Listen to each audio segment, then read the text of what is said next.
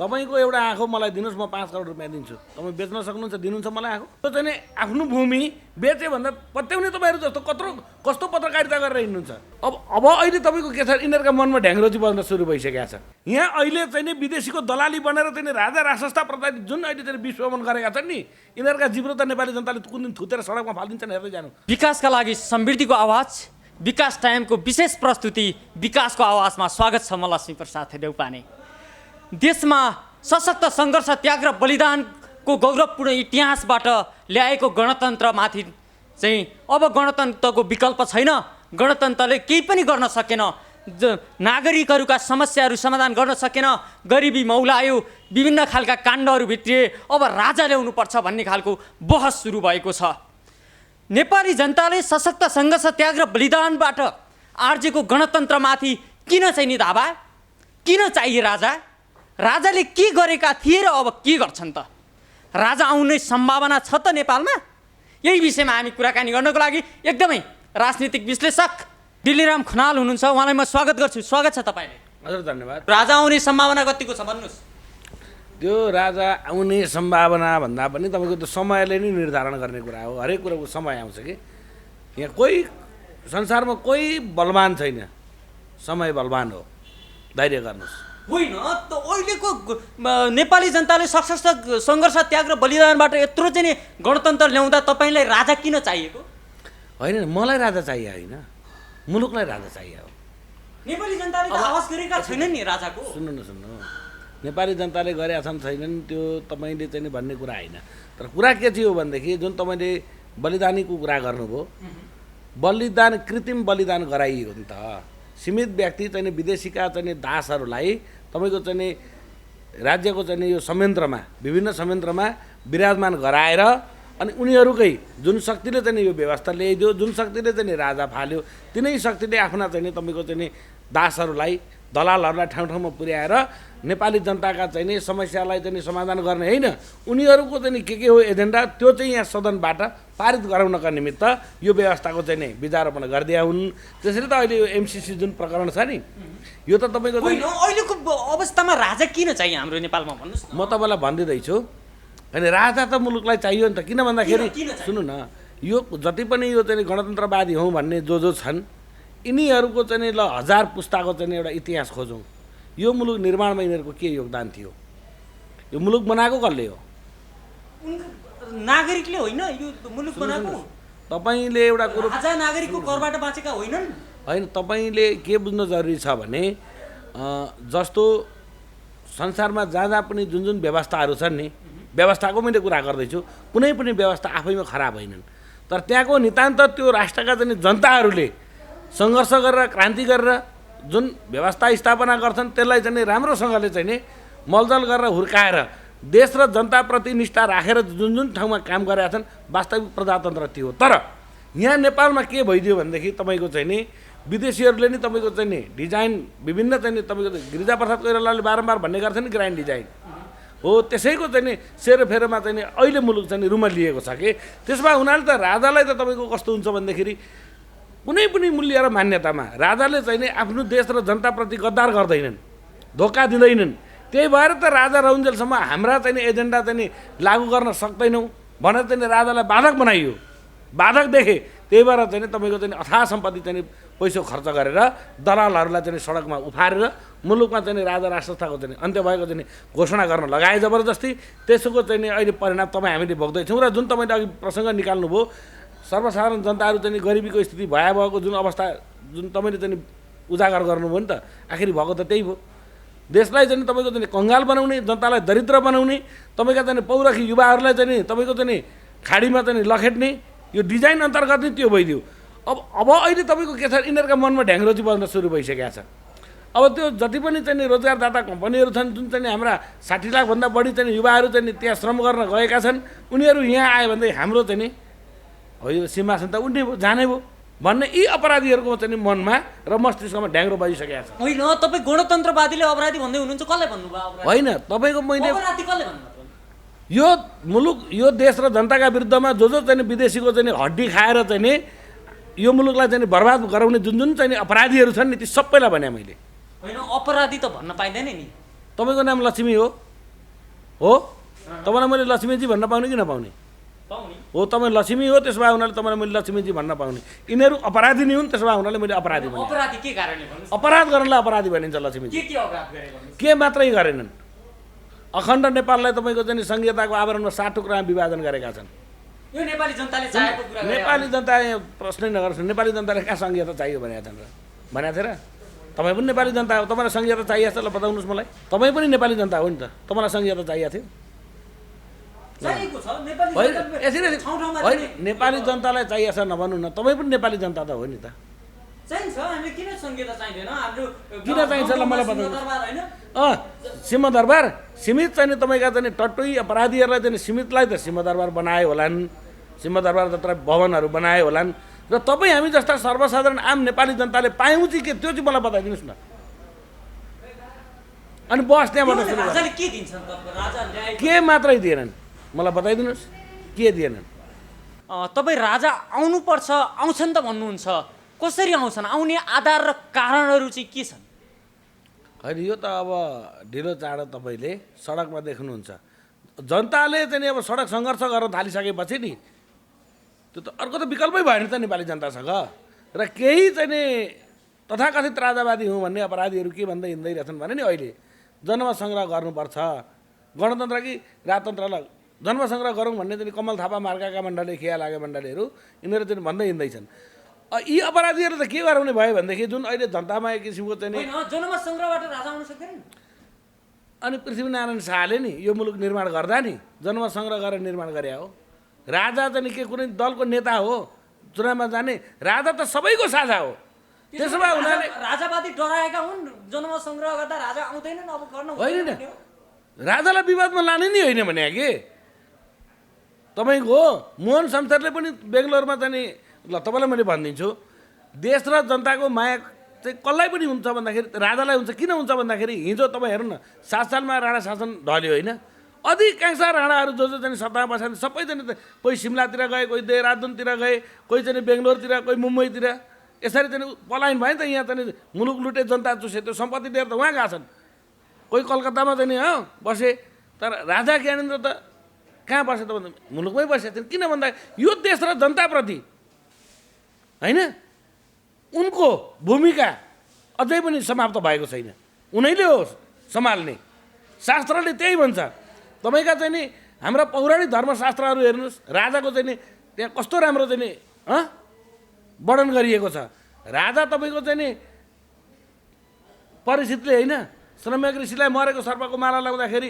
श्रृङ्गी ऋषिले श्राप दिए हप्ता दिनमा मर्नु परोस् भन्दाखेरि अनि श्रम्यकले भने होइन छोरालाई यस्ता आलाकाचारलाई चाहिँ नि चाहिनेभन्दा बढी शक्ति दियो भने दुरुपयोग गर्दा रहेछन् हाल अहिले मुलुकमा भएको त्यही हो जति चाहिँ नि राजाले चाहिँ नि यिनीहरू गणेशमानजीले भने होइन हामीले त यति पानी माग्न गएको थियौँ समुद्रै बग्यो भन्दाखेरि छचल्क्यो सबै सम्हाल्न सकेन नि यिनीहरू चाहिँ व्यवहारको सबै बिगारे अनि भनेका छन् श्रमिकले हे श्रृङ्गी के गरे तैँले कसलाई श्राप दिएको जसलाई श्राप दिस् उनी हाम्रो राजा हुन् राजा नै चाहिँ मरिसके पछाडि राजा नै राजाको अन्त्य भइसके पछाडि हाम्रो देशको सीमा हाम्रो धर्म हाम्रो संस्कार हाम्रो संस्कृतिको संरक्षण कसले गर्छ किन यस्तो चाहिँ मूर्खतापूर्ण काम गरिस भनेका छन् त्यही भएर त हेर्नु राजालाई चाहिँ तपाईँको अहिले ओझेलमा पारिसके पछाडि हाम्रा धर्म संस्कार संस्कृति सबै चाहिँ बिथोलिने काम भएको छन् कि छैन लक्ष्मीजी ल यो कुरो भन्नुहोस् त तपाईँ मैले तपाईँलाई भन्दै थिएँ तपाईँ हुन्छ या हुन्नमा जवाफ दिनुहोस् मलाई तपाईँको एउटा आँखो मलाई दिनुहोस् म 5 करोड रुपियाँ दिन्छु तपाईँ बेच्न सक्नुहुन्छ दिनुहुन्छ मलाई आँखो दिनुहोस् दिनुहोस् न बेच्छु या बेच्नुहुन्न होइन अनि राजा महेन्द्रले आफ्नो चाहिँ मुटु त्यो चाहिँ आफ्नो भूमि बेचे भन्दा पत्याउने तपाईँहरू जस्तो होइन हिजो त्यहाँ नेपाली भूमि राजाले बेचेका प्रमाणहरू देखाइरहेका छन् मान्छे देखाउने मान्छे मेरो अगाडि ल्याउनुहोस् न जसले चाहिँ अहिले चाहिँ राजा महेन्द्रका विरुद्धमा विस्फोमन गरेका छन् नि ती सबैको चाहिँ रेकर्ड हामीले राखेका छौँ यसको चाहिँ उचित दण्ड त समयमा हामी कसरी चाहिँ दिँदा छौँ हेर्दै जानु लक्ष्मी के दण्ड दिनुहुन्छ हेर्दै जानु के दण्ड यिनीहरूले सपनामा पनि नसोचेको नि यिनीहरूले चाहिँ दण्ड पाउँछन् के सम्झिनु भएको छ तपाईँले यिनीहरूले यहाँ अहिले चाहिँ विदेशीको दलाली बनेर चाहिँ राजा राजसंस्था प्रति जुन अहिले चाहिँ विस्फोमन गरेका छन् नि यिनीहरूका जिब्रो त नेपाली जनताले कुन दिन थुतेर सडकमा फालिदिन्छन् हेर्दै जानु राजाले चाहिँ बेच्यो भन्दा पत्याउने तपाईँहरू जस्तो पत्रकारिता पनि के भने कि यो दस्तावेज ल्याउनुहोस् न तपाईँको चाहिँ नि जति पनि चाहिँ दस्तावेजहरू थिए यही कृष्ण सिटौला होइन तपाईँको चाहिँ तत्कालीन गृहमन्त्री त्यो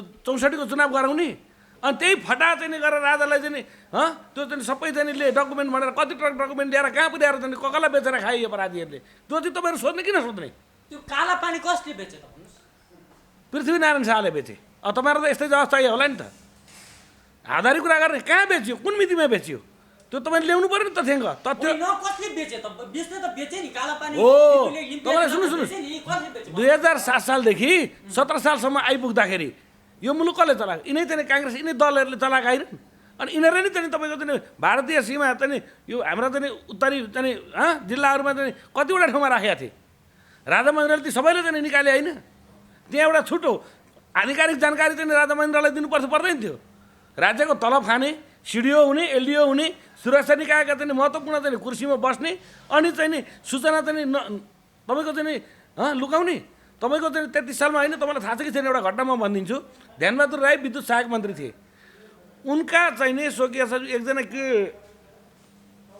विनोद गुरागाई हो कि त्यस्तै के छन् बाहुन त्यो बाहुनले चाहिँ नि त्यो मन्त्री परिषदको निर्णय चाहिँ भारतीय दूतावासका कर्मचारीलाई चाहिँ फोटोकपी गरेर बेच्दो रहेछ बेच्दै पक्राउ परेका छन् यस्ता यस्ता अपराधी कति होला नि ल भन्नुहोस् त मलाई राष्ट्रको आफ्नो मातृभूमिको चाहिँ सूचना विदेशी चाहिँ नियोगमा चाहिँ लगेर बिक्री गर्ने चाहिँ यस्ता चाहिँ देशद्रोहीहरूलाई चाहिँ अब अहिले हामीले चाहिँ प्रधानमन्त्री मान्नुपर्ने नेता मान्नुपर्ने मन्त्री मान्नुपर्ने अनि यसरी चल्छ मुलुक अनि तपाईँ हाम्रो चाहिँ कल्याण हुन्छ तपाईँहरू जतिको पत्रकारले त एकदम राम्रोसँगले अध्ययन गर्ने अनुसन्धान गर्ने यहाँ त यस्तो पो भएको रहेछ भनेर जनतालाई चाहिँ सही र सत्य सूचना सुन्नुहोस् सबैलाई मैले भनेको छु सबैले त्यसो गरेका छैनन् नेपाली पत्रकारिता अध्ययन बिना गरिरह भन्नुहुन्छ तपाईँ है तपाईँले अझै मेरो कुरो बुझ्नु भएन तथ्य र तथ्याङ्क अगाडि राखेर तपाईँहरूले पनि सूचना चाहिँ जनतालाई सम्प्रेषण गरिदिनु पर्यो भन्ने मेरो अनुरोध हो कि लक्ष्मीजी कुरा बुझ्नु भएन तपाईँले चाहिँ बेचेको अरे त कागज छ सुन्नु तपाईँले मलाई के सुन्नु तपाईँ मलाई बताइदिनुहोस् 2046 सालभन्दा अगाडि नेपालको कहाँ कहाँ कुन कुन भूमि बिक्री भएको थियो मलाई बताइदिनुहोस् कहाँ कहाँ भारतले अतिक्रमण गरेको थियो मलाई बताइदिनुहोस् तपाईँ बताउनुहोस् न थियो थिएन नि अहिले 71 ठाउँमा चाहिँ सीमा अतिक्रमण भएको छ कसको कारणले गर्दाखेरि यिनै दलका दलालहरू चाहिँ को कारणले गर्दाखेरि मैले त अर्को एउटा चाहिँ तपाईँको चाहिँ कार्यक्रममा भने पनि थिएँ इन्डियाले किन चाहिँ आफ्नो खुट्टामा आफै बन्चर हान्ने कोसिस गरिरहेछ मैले भनेको छु बारम्बार 2046 साल पछाडि भारत विरुद्धका चाहिँ आतङ्कवादी चाहिँ तपाईँको चाहिँ गतिविधि नेपाली भूमिबाट भएका छन् कि छैन ल मलाई बताउनुहोस् त अनि भारू नोट जुन छ नि भारू नोटको नक्कली कारोबार गर्ने चाहिँ यी नेपालबाटै चाहिँ केही अपराधीहरू सक्रिय भएर छन् कि रहेनछन् तपाईँको चाहिँ अहिले जुन भारतमा जुन अर्को चाहिँ माओवादी चाहिँ उसको चाहिँ आतङ्कको चाहिँ जुन एउटा चाहिँ समस्या छ त्यसलाई चाहिँ अवैध किसिमको बाटो गरेर चाहिँ हतियार बेच्ने को हुन् यीकै अपराधीहरू होइनन् अनि यिनीहरूलाई चाहिँ भारतले हिजो चाहिँ हुर्काइबढाइ चाहिँ पालित पोषित गरे हो कि होइन के आज भारतले मलाई बताउनुहोस् न सदियौँदेखि चाहिँ एउटा घनिष्ठ सम्बन्ध रहेको हाम्रो मित्रतामा त तपाईँको चाहिँ तुषारपात गर्ने काम त यिनै अपराधीहरूले गरे नि त अनि दुःख चाहिँ हामीले पाउने सुन्नुहोस् म भन्दैछु त तपाईँको चाहिँ दुवैतर्फका कुराहरू हुन्छन् नि जस्तो अवैध मैले भने नि त जुन कुरो लागु औषध पनि तपाईँको चाहिँ भारत एउटा यिनीहरू त ऱ्याकेटै चलाएका छन् भोलि तपाईँको एउटा आतङ्कवादीलाई चाहिँ बिचरा गरिबका छोराछोरीलाई आतङ्कवादी सङ्गठनले तेरा परिवारको जिम्मा हाम्रो भयो भनेर 10 जना जति जथा तयार गरेर भारतका चाहिँ तपाईँको विभिन्न 10वटा चाहिँ सहरमा चाहिँ आत्मघाती विस्फोट गर्न थाल्यो भने भारतको स्थिति के हुन्छ अनि यहाँका दलाललाई पनि अलिअलि पैसा दिए पुगिहाल्छ यी दलालहरूलाई तपाईँ नेपालीलाई दलाल भन्नुहुन्छ सबै नेपालीलाई दलाल भनेको छुइनँ मैले जो हुनु उनीहरूलाई भनेको छु जो अपराधीको मैले भारतको पक्ष र विपक्षको होइन तपाईँले मेरो अझै आशय बुझ्नु भएन आशय बुझ्नुपर्छ पहिले जस्तो मैले भारतको पक्ष र विपक्षको कुरो गरेँ होइन ऊ हाम्रो मित्र राष्ट्र हो छिमेकी हो जेसुकै तपाईँ फेर्नुहोस् न छिमेकी फेर्न सक्नुहुन्छ तपाईँले उसले यो गलत काम गर्यो 46 सालमा बहुदल चाहिँ तपाईँको भारतले नै ल्याइदियो हो इन्डियाले भारतले भन्दा इन्डियाले ल्याइदियो कुरा बुझ्नु भएन 52 सालदेखि चाहिँ यो जुन तथाकथित चाहिँ यो प्रचण्ड बाबुराम जस्ता अपराधीहरूलाई चाहिँ यहाँ चाहिँ लगाएर जुन जनयुद्ध तथाकथित जनयुद्ध गरायो त्यो कसले गरायो इन्डियाले नै गरायो त प्रचण्डले बोलेका छन् अहिलेका चाहिँ तपाईँको चाहिँ सुरक्षा निकायका चाहिँ अफिसरहरूले बोल्न थालिसकेका छन् 62-63 को चाहिँ आन्दोलनको चाहिँ सूत्रपात 12 बुधे दिल्लीले गराइदियो अनि आखिर भारतले चाहिँ पायो कि ल मलाई बताउनुहोस् यो गलत काम गर्यो मित्र राष्ट्रले पो भन्ने कुरा मेरो हो त कुरा बुझ्नु भएन यस्तो काम गर्नु हुँदैन ऊ त ठुलो छ, हामीभन्दा ठुलो छ। यो सार्क यो जुन क्षेत्र छ सबैभन्दा ठुलो त उयो हो नि त, जनसङ्ख्या हिसाबले ठुलो उयो छ, अर्थतन्त्रले ठुलो उयो छ, विज्ञान प्रविधिले ठुलो उयो छ, भूगोलले ठुलो उयो छ, र उसको चाहिँ छाती पनि ठुलो हुनुपर्छ, छाती चौडा पनि हुनुपर्छ सक्नुपर्छ, र आफ्ना छरछिमेकीहरूलाई एउटा चाहिँ राम्रो हिसाबले व्यवहार गर्न सक्यो भने भारतको पनि भविष्य सुरक्षित हुन्छ भन्ने मेरो मान्यता हो। मैले के गलत भने हो र? ऊ हेपेर दबाएर पेलेरै जान खोज्छ, अनि दबाउन थालेपछि त भकुण्डोलाई जति दबाए उति उफ्रिन्छ नि त। भारतले तपाईँको कति खर्ब चाहिँ नेपाललाई सहयोग गर्यो होला, ल मलाई बताउनुहोस्। अनि त्यो पैसा सदुपयोग किन भएन? अनि चाहिँ कहिले चाहिँ तपाईँको चाहिँ केन्युमा नाकाबन्दी गरिदिएको छ, कहिले केन्युमा के रोकिदिएको छ, कहिले केन्युमा के गरेको छ। त्यही भएर नि अधिकांश नेपाली जनता भारतको चाहिँ विरुद्धमा भयो कि। यो राम्रो शुभ सङ्केत होइन लक्ष्मीजी। हामी त मिल्नुपर्छ, मिलेर काम गर्नाले अत्यन्त हुन्छ फाइदा। एकता हेर कस्तो छ, मौरीको महमा सदा भने जस्तै हामी चाहिँ यो जुन चाहिँ यो सार्क क्षेत्र जुन छ, मास्तिरपट्टि मित्र राष्ट्र चीन छ, हामी त सहकार्य गरेर पो अगाडि बढ्ने हो त। त्यसको लागि चाहिँ तपाईँको चाहिँ वार्ता गर्नु पर्यो, आदि त्यही केही गर्नु पर्यो नि। अब यिनीहरू त दलाल हुन् आफ्नो, अनि दलालसँग के वार्ता गर्ने चाहिँ भारतीय पक्षहरूले? त्यसैले त चाहिँ को त चाहिँ वास्तविक चाहिँ मुलुकको अभिभावक भन्दाखेरि जनताले भोट दिएर जिताएर गएका चाहिँ जनप्रतिनिधिहरू कसरी दलाल हुन सक्छन्? तपाईँ त्यो प्रमाणित गर्न सक्नुहुन्छ? सक्छु मजासँगले सक्छु। जस्तो प्रचण्डले नि भने होइन 10 वर्ष जनयुद्ध हुँदाखेरि 8.5 वर्षमा भारतमा बसेँ भनेर कसले? मैले भने हो? यो त प्रचण्ड स्वयंले भने हुन् कि होइन? 17,000 मारिएकोमा 5,000को चाहिँ जिम्मा म लिन्छु भन्ने को प्रचण्ड हो कि होइन? अनि राजा चाहिँ वीरेन्द्रलाई जति बेला चाहिँ शान्ति क्षेत्रको प्रस्ताव लिएर चाहिँ जुन दिल्लीमा चाहिँ जाँदाखेरि कालो झन्डा देखाउने चाहिँ दलाल बाबुराम भट्टराई हुन् कि होइन? अनि चाहिँ भारतीय सेना ल्याएर यहाँ नेपालमा चाहिँ लडेर चाहिँ गणतन्त्र स्थापना गर्छु भन्ने चाहिँ अर्को दलाल माधवकुमार नेपाल हो कि होइन? महाकाली नदी चाहिँ बिक्री गर्ने बेलामा वार्षिक 1 खर्ब 20 अर्ब आम्दानी हुन्छ भने अर्को दलाल केपी शर्मा ओली हुन् कि होइन? मलाई बताउनुहोस्। केपी शर्मा ओलीले त अहिले नेपालको नक्सा जारी गर्नुभयो, चौतर्फी हाइयै छ। हो, यही त समस्या छ त, यही समस्या छ कि भोक्चलन गर्न पाउने कि नपाउने। केपी शर्मा ओलीले तपाईँ सपोर्ट गर्ने कि नगर्ने अहिलेको अवस्थामा? हेत तरिका केका लागि सपोर्ट गर्ने भने नेपालको नक्सा जारी गर्नु, कहाँ जारी गर्ने? कालापानी लिपिले लिम्पियाधुरा समेटेर राख्नुभयो। भोक्चलन गर्न पाउन, भोक्चलन गर्न पाउनु पर्यो के लक्ष्मीजी। तपाईँलाई एउटा राम्रो घर बनाएर सुन्नु, म गर्दिनँ। यो जनतालाई चाहिँ अल्मल्याउने मेलो हो। यहाँ तपाईँको चाहिँ कालापानी लिपुलेको त नक्सा चाहिँ यता देखाएर एमसिबी पास गराउन पनि सक्छन् यी अपराधीहरूले, कुरा बुझ्नु भएन? त्यसमा हुनाले जनतालाई सचेत हुन चाहिँ मैले आग्रह गर्दछु। अनि तपाईँलाई मैले एउटा राम्रो चित्र बनाएर घरको चित्र दिएँ के लक्ष्मीजी, कुरा बुझ्नु भएन? तपाईँ खुसी? ढोका खोइ, झ्याल कता, बेडरुम कता, बाथरुम कता, भान्सा कता छैन नि त। केपीहरूले त नक्सा चाहिँ त्यो जुन अहिले सार्वजनिकको कुरो जुन बस चलिरहेको छ नि, केपी शर्मा ओली मुलुकको प्रधानमन्त्री, ठिक छ, कार्यकारी प्रधानमन्त्री भन्दैछु मैले। ल त्यो कालापानी लिम्पियाधुरा ल त्यो पुगेर आयो नि त। एउटा रक्षा मन्त्री भनाउँदो चाहिँ नि त्यहाँ हेलिकप्टरमा चाहिँ नि गरे कहाँ माथिबाटै फोन आयो होला, कता दलाल फर्किहाल्नु पऱ्यो। यस्ता यस्ता त छन् मान्छेहरू। अनि यस्ता जस्तो तपाईँको चाहिँ नि 64को चुनावसम्म आइपुग्दा त यी काङ्ग्रेस र चाहिँ यी एमाले यी दुइटै खराब रहेछन् भनेर विकल्पमा त चाहिँ जनताले त माओवादीलाई भोट हाले हो नि, हो नि लक्ष्मीजी? यो त मान्नुहुन्छ नि तपाईँ? अनि यिनीहरूको पनि चर्चिकाला देखियो होइन, यी पनि उस्तै रहेछन् भन्ने कुरो जनतालाई विकल्प पनि भएन के।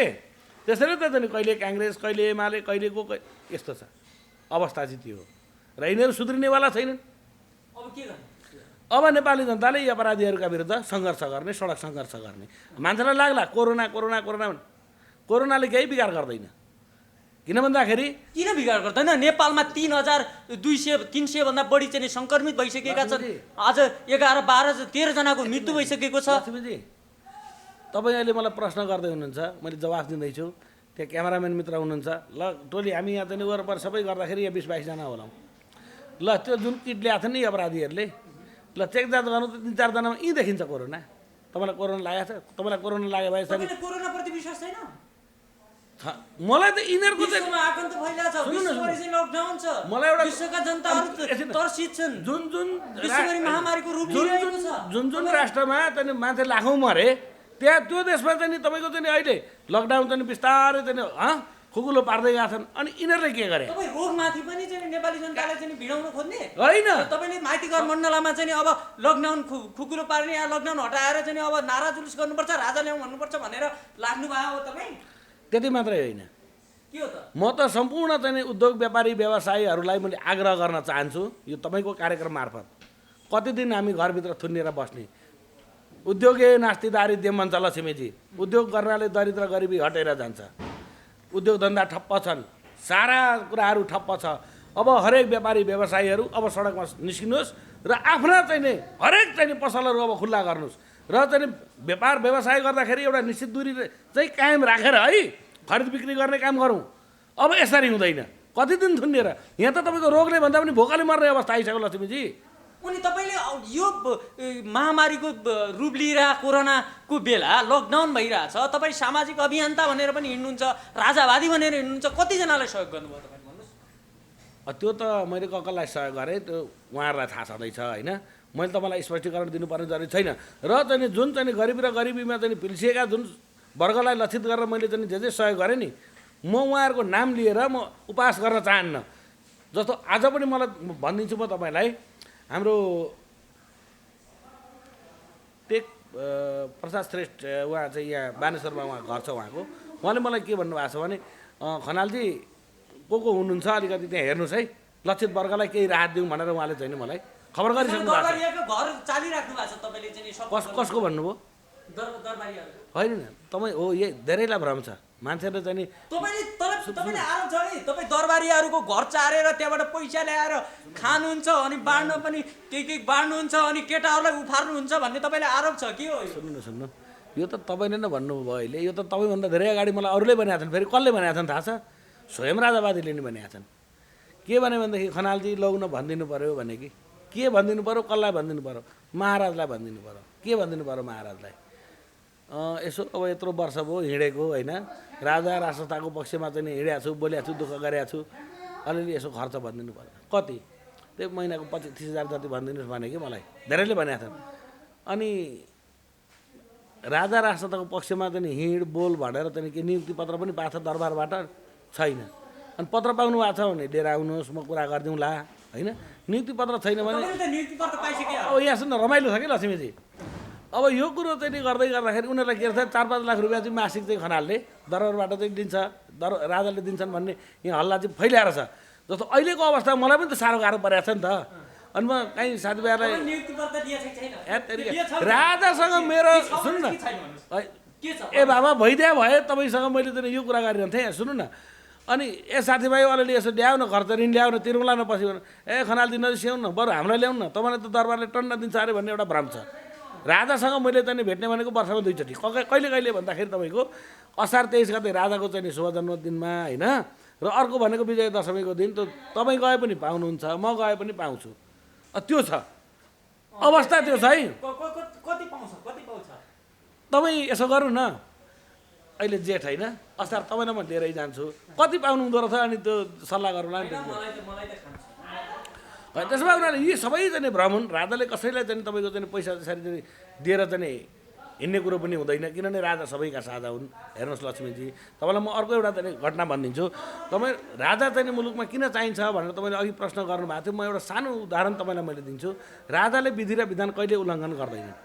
जस्तो अस्ति झापाबाट यता काठमाडौँ आउने क्रममा त्यहाँ चाहिँ जिल्ला प्रशासनलाई चाहिँ त्यो पासको चाहिँ जुन एउटा निवेदन चाहिँ त्यहाँ दिएको प्रसङ्ग छ नि त, यहाँ चाहिँ एक दिन रोकियो नि। तपाईँलाई थाहा छ, मलाई पश्चिमतिरको एउटा प्रदेश सभाको मन्त्रीले फोन गरेका छन् कि ए खनालजी बिचरा उहाँलाई पनि भ्रम रहेछ, यो चाहिँ दरबारकै चाहिँ एकदम निकट राजासँग प्रत्यक्ष सम्बन्ध भएको भन्ने चाहिँ उहाँलाई पनि चाहिँ भ्रम रहेछ। भ्रम राजाको चाहिँ पैसा ल्याएर बाँडेर केटाहरू उफार्ने काम गर्नुहुन्छ, आफू पनि खानुहुन्छ, सबैले म भन्दैछु त, भन्छन् भनेर भनिरहेको छु नि, मैले होइन भनेर त पन्सिन खोजेको छैन नि। अब मन्त्री सुन्नु लक्ष्मीजी, यहाँ सुन्नु न, तपाईँको चाहिँ नि मन्त्रीज्यूले मलाई के भन्नुभयो भनेदेखि खनालजी मेरो मन्त्री पद गए जाओस्, मलाई सरकारको विषय छैन, यदि चाहिँ नि पास चाहिँ नि त्यहाँ भएन छ भने म जान्छु रातारात, म झापा पुग्छु, म स्केटिङ गरेर चाहिँ नि मेरो पनि कार्यकर्ताहरू ठाउँ ठाउँमा छन्, म सबै साथीहरूलाई चाहिँ नि ल फुलमाला लिएर सडकमा बस्नु, सम्मानका साथ महाराजलाई चाहिँ नि काठमाडौँ चाहिँ नि फिर्ती सवारीको चाँजो पाँचो म मिलाउँछु भनेर चाहिँ मन्त्रीज्यूले फोन गरेका छन्। त्यो पनि चाहिँ नेपाल कम्युनिस्ट पार्टीका भनेपछि तपाईँ कुरा बुझ्नुहोस्। यहाँ अनि तलका भुइँफुट्टाहरू कुरो बुझ्नु सुन्नु छैन। अनि कृपया केही कुराहरूको होइन, त्यो समय आएपछि त्यो पनि म भनिदिउँला, समय आएपछि भनिदिउँला लक्ष्मीजी, नआत्तिनुहोस्। किन भन्दाखेरि केही कुरा गोपनीयता हुन्छन्। मैले झुटो बोल्छु? तपाईँ त टोल बनाउनुहुन्छ नि त, सुन्नु, सुन्नु। रमाइलो गर्नुहुन्छ, लक्ष्मीजी, सबैले चाहिँ हँसाउनुहुन्छ, यसै हँसाउनु पनि सुन्नु न, म झुटो बोल्ने मान्छे जस्तो लाग्छ तपाईँलाई?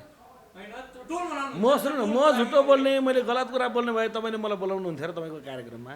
होइन, कहिले रमाइलो गर्नुहुन्छ। रमाइलो भन्ने कुरा आफ्नो ठाउँमा छन्, यस्तो कुरामा चाहिँ रमाइलो गर्ने कुरो होइन नि त। यो भएकै हो, कुनै दिन म तपाईँलाई भनौँला होइन, त्यो समय आउँछ नि त। समय आएपछि ल फलाना मन्त्रीज्यूले चाहिँ यसो यसो भन्नुभयो है, उहाँको नाम यो हो भनेर मुक्त कण्ठले चाहिँ नि म तपाईँको चाहिँ नि सारा चाहिँ लाखौँ जनताको अगाडि मैले यो कुरो बोल्छु नि। समय आउँछ, नातिनु न। किन सबै त्यहाँ पनि खराब छन् मैले भने होइन नि त लक्ष्मीजी। यो व्यवस्थामा जो जो चाहिँ सांसद नेता मन्त्री आदि त्यही सबैलाई मैले खराब भनेको छैन कि।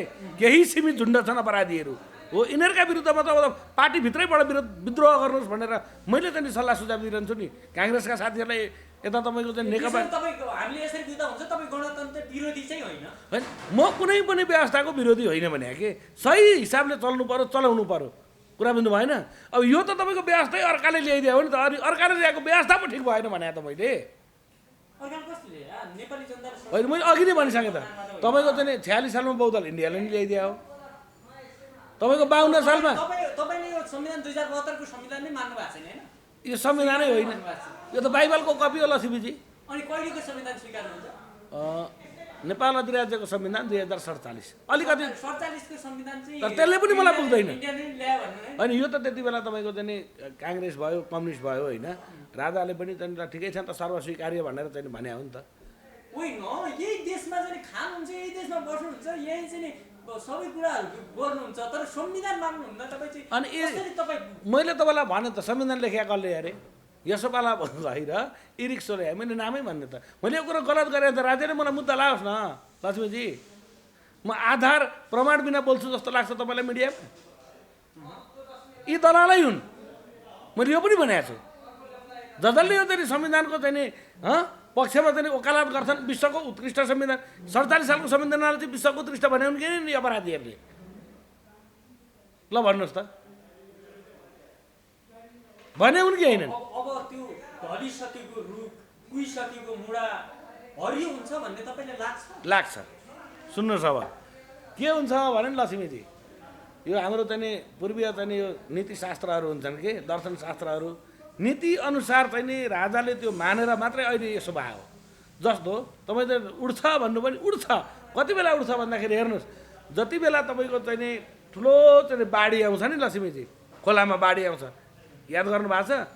अब त्यहाँ सिमलको रुख हुन्छ, ऊ चाहिँ नि अब म थेग्न सक्छु भनेर चाहिँ नि रुखहरूले के गर्छन्, एकदम चाहिँ नि अडिन्छन् के।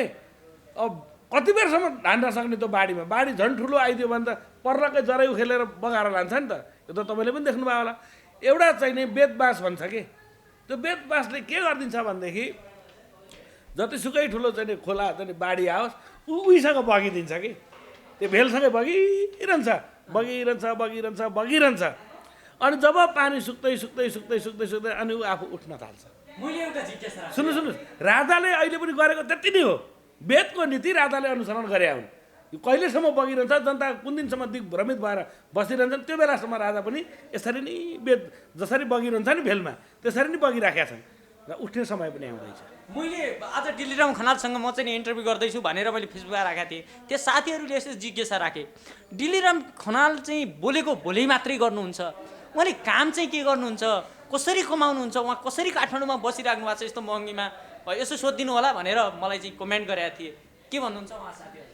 जसले म प्रति चिन्ता चासो राख्नुभयो सबै मित्रहरूलाई धन्यवाद। म ऋणमा डुबेको छु अहिले, कुरा बुझ्नु भएन? म ऋणमा डुबेको छु, ऋण मलाई दिन प्रतिदिन थपिराखेको छ। अब अहिलेको अवस्थामा चाहिँ भएको चाहिँ तपाईँको अचल सम्पत्ति जो छ त्यो पनि मैले बिक्री गर्न सकिरहेको छुइनँ, अवस्था त्यो छ। अब अरू के भन्नु? त्यसैले ऋण गाडेर बसिराख्नु भएको छ, खाइराख्नु भएको छ। अर्को त उपाय नै भएन त, के गर्ने यो चाहिँ भन्नु? झन् करिब 3 महिनाको समयमा के गर्ने ल भन्नुहोस् त लक्ष्मीजी? तपाईँहरू पो यसो चाहिँ नि अब च्यानल छ के छ होइन, युट्युबतिर हाल्नुहुन्छ, भ्युज बढ्छ, पैसा चाहिँ त्यहाँबाट झर्छ। म बिचराले के गर्ने भन्नु न? पाए लिन्छन्।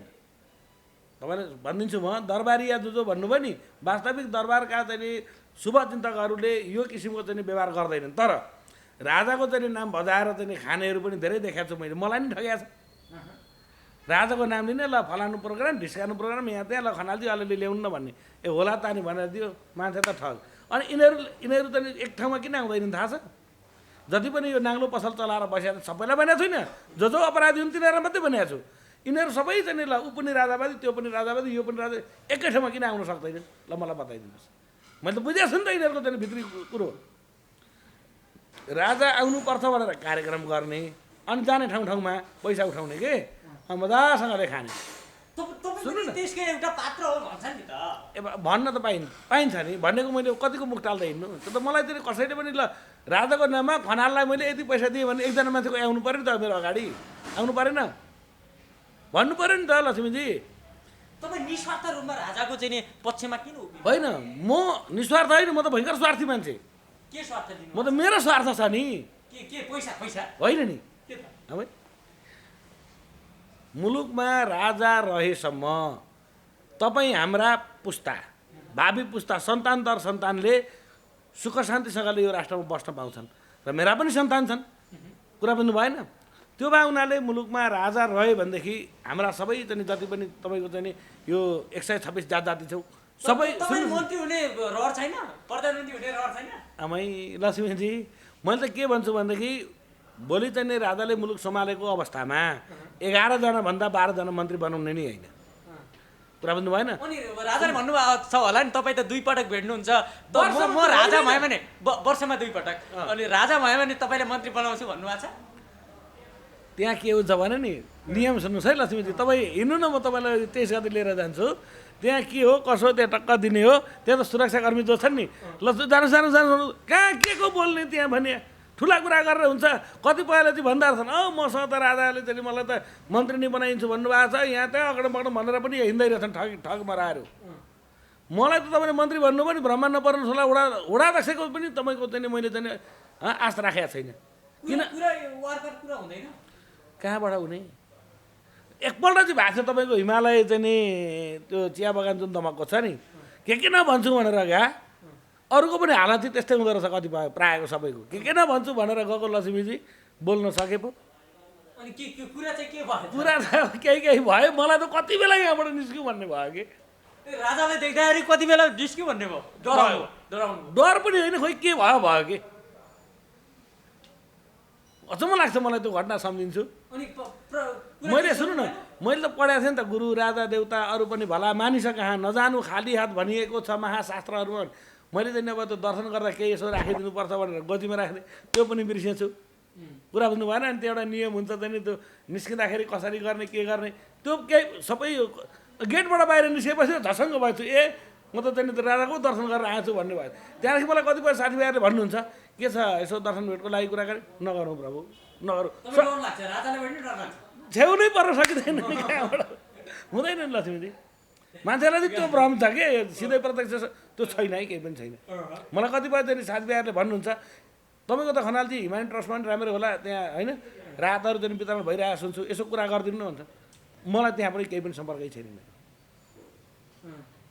म त मेरो स्वार्थले गर्दा मेरो मातृभूमिको रक्षा भनेको हिजो चाहिँ यही शाहवंशीय राजाले चाहिँ मुलुक निर्माण गरे रक्षा पनि गर्ने दायित्व भनेको तिनै शाहवंशीय होइन राजाहरूकै दायित्व हो कर्तव्य हो भन्ने त मेरो स्वार्थ हो नि त त्यो हिसाबले पो मुलुकमा राजा राष्ट्र त चाहियो भने त लक्ष्मीजी अब यसलाई चाहिँ हटाउनुपर्छ जातीय द्वन्द्व भयो जात जाति बिच चाहिँ भेदभाव भयो राजाले गर्दा चाहिँ ठकुरीहरू एक ठाउँमा बाहुन त्यसपछि क्षेत्री त्यसपछि दलित भन्दै गए यसलाई चाहिँ अन्त्य गर्नुपर्छ भनेर गणतन्त्रलाई यो यसमा पनि झन् त्यही जातीय भेदभावका कुराहरू अघि बढेका छन् फेरि राजा ल्याउँदा झन् चाहिँ नै विकराल अवस्था आउला भन्ने पनि अर्को शङ्का छ के हो तपाईँले ठकुरी दलितको कुरा गर्नुभयो नि जस्तै त्यो रुकुम जाजरकोटकै चाहिँ प्रसङ्गमा त्यहाँ एकजना चाहिँ ठकुरी पनि मरेका छन् मगर पनि मरेका छन् अब यहाँका के भन्नुहुन्छ जातीय द्वन्द्व भन्नुहुन्छ कि सुन्नु होइन त्यो त अलिकति त्यो जातीय त नभनौँ त्यसका त्यो चाहिँ विश्वकर्मा जुन कामी भनिएको छ नि त्यसका ठाउँमा म गइदिए भए मलाई पनि चाहिँ ठोक्थे तपाईँ गइदिए भए तपाईँ पनि ठोक्थे किनभने कानुनले वर्जित गरेको छैन त्यो 18 वर्ष पछाडि मात्रै बिहा गर्ने त अगाडिदेखिको प्रसङ्ग रहेछ नि त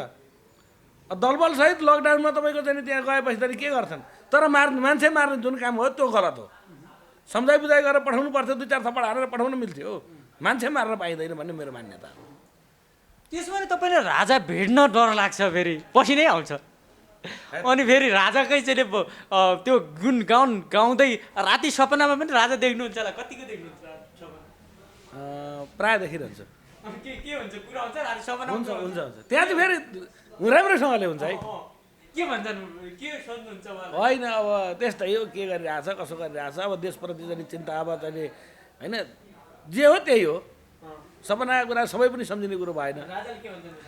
होइन राजाले त्यही हो, देश र जनताले दुःख पाए, मैले छोड्दाखेरि चाहिँ नि दिन 2 गुणा रात 4 गुणा चाहिँ विकास हुन्छ भनेर चाहिँ दलहरूले भन्थे, त्यही भएर मैले त छाडिदिएँ, जनस्थिति त नाजुक भयो भन्ने कुराहरू हुन्छ। के भन्नु, मैले कहिलेकाहीँ अब सपना देख्दा देख्दै बिन्जी हुन्छु, त्यस्तै पो हुन्छ लक्ष्मीजी। हस्, हामीलाई एकदमै समय दिनुभयो, चर्का चर्कीदेखि लिएर हाँसी खुसी बहससम्म गरिदिनु भयो, यसको लागि तपाईँलाई धेरै धेरै धन्यवाद छ। लक्ष्मीजी तपाईँलाई पनि धेरै धेरै धन्यवाद छ। तर एउटा कुरा मैले फेरि के यहाँ आग्रह गर्न चाहेँ भने, राजा त मुलुकमा हेर्नुहोस् नभइकन त यो मुलुक नै रहँदैन होइन। ढिलो चाँडो राजा चाहिँ पुनर्स्थापना हुन्छ मुलुकमा, राजा राष्ट्र त हेर्दै जानुहोस् होला। तर त्यति बेला चाहिँ नि अहिले महाराजलाई पनि चाहिँ नि अनुभूति हुँदो हो, कस्ता कस्ता चाहिँ नि अपराधीहरूले घेरिएर छन्, त्यो जन्जिर तोड्नै पर्छ। र अब भनेको चाहिँ तपाईँको चाहिँ नि हिजो कसले धोका दियो त्यो त लिस्ट त सबै छ नि त। अब फेरि तिनै अपराधीहरूलाई चाहिँ ल्याएर चाहिँ नि अब सत्तामा चाहिँ हालिमुहाली गर्न दिने हो भनेदेखि सुन्नुहोस् है, आज त वनवास मात्रै लाग्नु परेको छ, मुलुक छाड्ने अवस्था आउँछ है महाराज। यो कुरो चाहिँ मैले प्रश्न भनिदिन्छु।